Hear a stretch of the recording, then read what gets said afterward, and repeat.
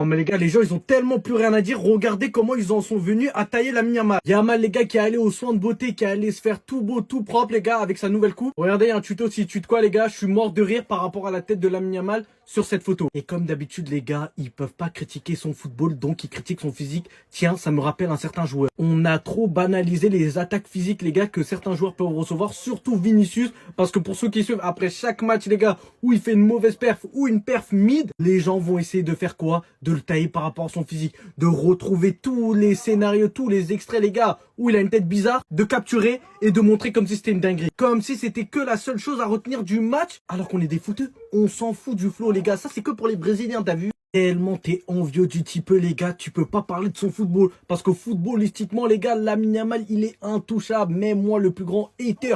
Non en vrai je suis pas hater les gars, moi j'aime trop Lamine Yamal. Mais il faut se dire ce qu'il est les gars, demain on sait tout ce qui va se passer, il va venir sur le terrain, il va poser un classique. Et nous on sera que là à regarder et admirer son niveau. Parce qu'en tant que fan les gars, n'importe quel fan de foot, il peut qu'apprécier ce joueur. Franchement, vous me faites pitié. Tellement vous trouvez rien à critiquer dans le jeu de Yamal, vous allez vous attaquer à son physique. Non, vraiment, c'est bien, tant mieux. Moi, franchement, je suis content quand je vois ça. Je suis même très content.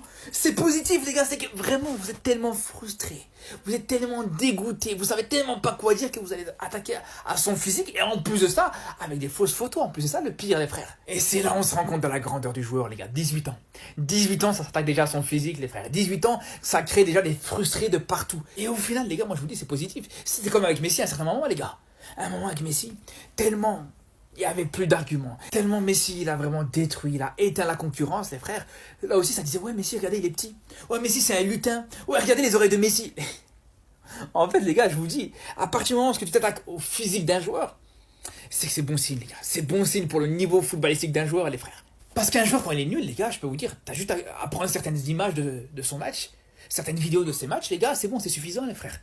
Il n'y a pas besoin de regarder, il a une oreille de travers, il a un nez un peu trop gros, non, on s'en fout de ça. Mais franchement, tant mieux, continuez seulement dans votre frustration, moi je trouve que c'est bon signe même. Donc là, je viens de tomber sur cette vidéo. Les gars, il est en train de s'approprier le football, mais d'une manière, vous savez pas en fait.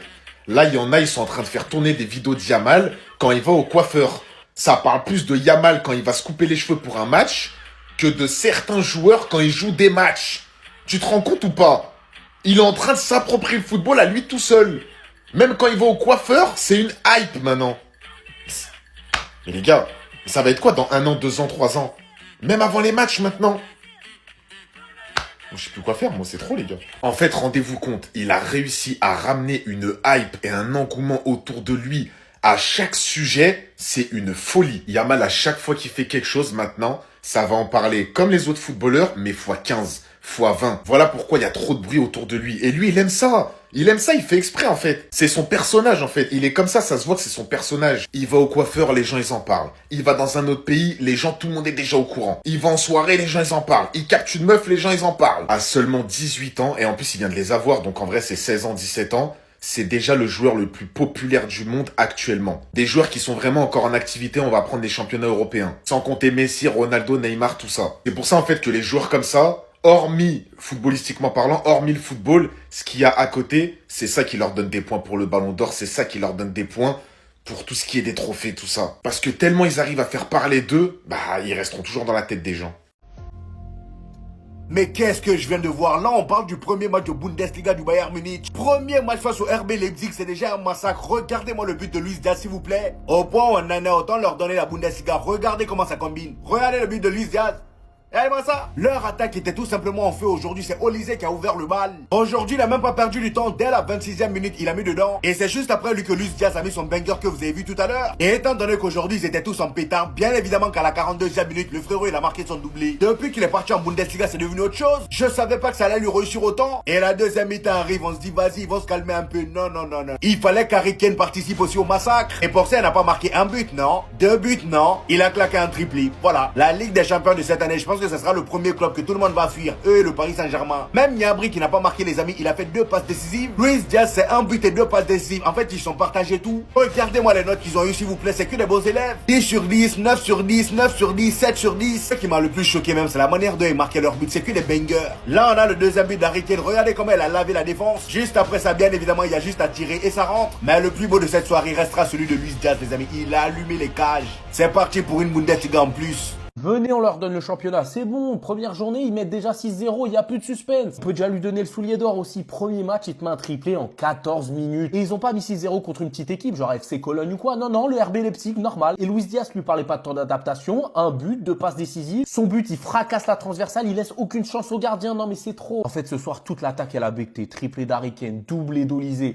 double passe des Gnabry, Luis Diaz but, 2 passes des... Je l'ai dit tout à l'heure, donnez-leur le championnat. En fait, ce quatuor, personne va l'arrêter. Vous pensez que Dortmund va arrêter ça? Jamais de la vie. Leverkusen, ils se sont fait dépouiller leur entraîneur et tous leurs joueurs. Leipzig, on a vu ce soir. Non mais honnêtement, on n'arrête pas de critiquer la Ligue 1 comme quoi il n'y a que le PSG qui peut gagner le championnat. Mais là-bas, c'est encore pire. Il n'y a personne qui va faire concurrence au Bayern. J'aimerais revenir sur Harry Kane, ce monsieur qu'on respecte pas parce qu'il n'a pas gagné assez de trophées dans sa carrière, mais c'est juste parce qu'il était à Tottenham. Parce que depuis qu'il est au Bayern, c'est 98 matchs, 114 fois décisives en but passe D, 89 buts, 25 passes D. Un ratio de 1,16 par match. Est-ce que vous vous rendez compte? Imaginez juste la carrière de ce mec s'il avait été dans un top club toute sa carrière. En fait, on l'appelle le chat noir juste parce qu'il était à Tottenham. Jour de l'ouverture des votes pour le Ballon d'Or, les gars. Dembélé rate un penalty. On n'aurait pas pu rêver mieux, les frères. Franchement, c'est magnifique. Merci Dembélé. On n'en demandait pas autant. Parce que vous pouvez me dire ce que vous voulez. Ouais, c'est vrai que normalement, ce match-là ne compte plus pour le Ballon d'Or. À partir de cette saison, tout ce qui se passe maintenant, ça compte plus pour le Ballon d'Or. Mais ceux qui votent, les gars, c'est des humains, c'est pas des robots. Ce qu'ils ont vu là, ça va jouer, les gars. Si les mecs, ils ont pas encore voté, s'ils doivent voter aujourd'hui, s'ils votent ce soir ou demain matin, les gars. Moi, tu peux me dire ce que tu veux, les gars. Un joueur, il peut te faire la meilleure saison qu'il veut. Mais si le jour où je dois voter pour le Ballon d'Or, t'as un joueur qui rate un penalty, ça va d'office jouer. Vous pouvez me dire ce que vous voulez, les frères. Même inconsciemment, ça aura d'office un impact. Et moi, ce qui m'intéresse par rapport à ça, les gars, c'est que là, sur ce début de championnat, les frères, Dembélé, il a fait 2 matchs. Bon, allez, on va dire 1 match et demi. Toujours 0 but avec un penalty raté. Alors que pendant ce temps-là, les gars, Yamal, il te met une masterclass, il te met un but magnifique contre Majorque. Un but et une passe D d'ailleurs contre Majorque, les frères. Donc ouais, ça compte pas pour le Ballon d'Or, mais ça va jouer dans la tête des votants, les gars. Vous pouvez me dire ce que vous voulez. Les défenseurs de Yamal, là, je vous vois venir gros comme une maison. Commencez même pas avec vos bêtises. C'est pas parce qu'il a raté son penalty qu'il mérite pas le Ballon d'Or. Parce que vous, on vous connaît. Vous êtes capable de dire, oh, mais il a raté un penalty. Il a réussi tous ses penaltys dans les moments importants en finale de Supercoupe. Et vous allez nous sortir un penalty face à Angers. Ok, c'est vrai que par contre, Dembélé, sa prestation n'était pas au niveau ce soir. Il est sorti vers la fin du match et on l'a vu, il a tenté des choses comme d'habitude, toujours disponible, toujours dans le pressing. Mais aujourd'hui, il a eu nettement moins de succès dans son élimination. Voilà, on a vu un peu un Dembélé emprunté, mais ça arrive à tout le monde. Voilà, mais le Paris Saint-Germain a fait le job. C'est un excellent Fabien Ruiz qui a vraiment maîtrisé le milieu de terrain. Il a montré encore à quel point il était important dans le milieu du Paris Saint-Germain. Il est vraiment, vraiment bon cette saison. Plus de son but, il a été dangereux, il a frappé sur le poteau là. Après, on a eu un très beau match de Nuno Mendes, comme d'habitude, à son aise sur le côté. Voilà, après, c'était pas un PSG conquérant comme habituellement. Après, on va pas se mentir, la tactique d'Angers était bien rodée. Voilà, sans manquer de respect à Angers, les gars. Ils ont pas fait preuve de grandes ambitions de jeu. Après, c'est normal quand tu te déplaces au Parc des Princes, champion d'Europe, etc. C'est un grand Marquinhos qui, comme d'habitude, a été impérial et exemplaire. Bref, petite victoire encore pour le Paris Saint-Germain, 1-0. Mais bon, ça assure l'essentiel avec une préparation qui a été écourtée. Ils engrangent les points, c'est le plus important. Et pourquoi les méchants Allemands ne veulent pas changer? C'est toujours la même chose avec eux. Premier match de la saison, 6-0. Et pas contre n'importe qui, hein, Leipzig. 6, t'arrives maison. C'est une dinguerie. C'est pas comme s'il y avait qu'un seul joueur qui avait fait un bon match. Toute l'attaque, ils ont été en pétard. Regardez, doublé de passes décisives pour Luis Diaz, un but. Doublé de passes décisives pour Gnabry, doublé pour l'Olysée et triplé pour Harry Kane, les gars. Wesh! Il faut le dire, hein, Olysée, c'est top 3 à son poste. Il est trop fort sur le côté, rien qui tase. Il tase comme un taser. Et en plus de ça, ce que je kiffe chez lui, sa capacité à finir. Premier poteau, frappe angle ouvert, puissance, douceur. Il est froid. Olysée, il est bien au Bayern. C'est des méchants, tu vois pas? Pas d'émotion, rien. Diaz qui fait un match de fou. Les gars, je vous l'ai dit, Liverpool a mal fait de laisser partir Luis Diaz. Là, il s'amuse là-bas. Au-delà de son but, qui était exceptionnel d'ailleurs, action collective de fou. Passe décisive pour Harry Kane. Les gars, quand il n'y en a plus, il y en a encore. T'as vu Luis Diaz, t'as vu Olysée. Maintenant, c'est Harry Kane qui rentre en scène. Il s'est amusé, frappe de loin, crochet dans la surface. Les gars, le méchant Bayern, c'est toujours comme ça. En plus, début de saison, ils sont encore plus méchants. En fait, ils sont plus intransigeants. Müller est parti, hein. Mais le Bayern ne change pas. Méchant comme jamais, 6-0. Voilà. Les gars, ça y est, le Bayern est déjà champion d'Allemagne au bout de la première journée. Ils ont gagné 6-0 contre Leipzig. Olysée, il a mis un doublé. Harry Kane, un triplé. Luis Diaz, il a fait passe, but. Là-bas, les attaquants, ils se mettent trop bien. Et le truc, c'est qu'on sait déjà que là, le Bayern, ils vont être champions. Dès la première journée, on le sait, les gars, il y a zéro suspense en Bundesliga. Chaque week-end, ça va être ça, les images. Tout le temps, pareil. Ou bien, s'il n'y a pas ces images-là, c'est que, vas-y, ils ont délaissé un peu pour la Champions League, ils ont fait tourner. Regardez les notes, wesh. Olysée, 9 sur 10. Gnabry, 8,6. Luis Diaz, 9,1. Harry Kane, 9,7. Je vous promets, même en Ligue 1, il y a plus de suspense qu'en Bundesliga. C'est la vérité. On prend les 15 dernières années de Ligue 1, il y a 4 vainqueurs différents. En Bundesliga, il y en a 2. Il y en a que 2. Leverkusen, Bayern. Ah, c'est nul. Après, c'est bien. Si t'es un spectateur, tu kiffes, il y a du but, etc. Mais en vrai, le championnat en soi, il est éteint. Parce qu'on connaît déjà le vainqueur, en fait. Est-ce qu'on peut parler de quelque chose, s'il vous plaît?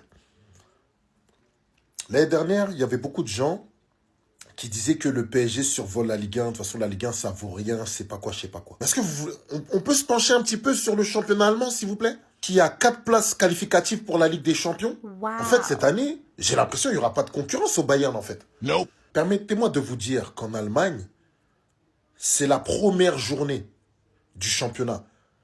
6-0 contre Leipzig. Mais elle est où la concurrence là-dedans? Vous allez me parler du Bayer Leverkusen. What? Mais si on regarde bien au fond, le Bayern, regardez un match du Bayern en Bundesliga. Parce que moi, je veux bien qu'on critique la Ligue 1 où il n'y a pas d'adversaire. Mais je suis désolé, la Bundesliga, c'est la même chose. Mais si on regarde proportionnellement parlant, le Bayern aussi survole le championnat. C'est plus marrant, il n'y a plus de scénario. Je sais pas, dites-moi ce que vous en pensez dans les commentaires.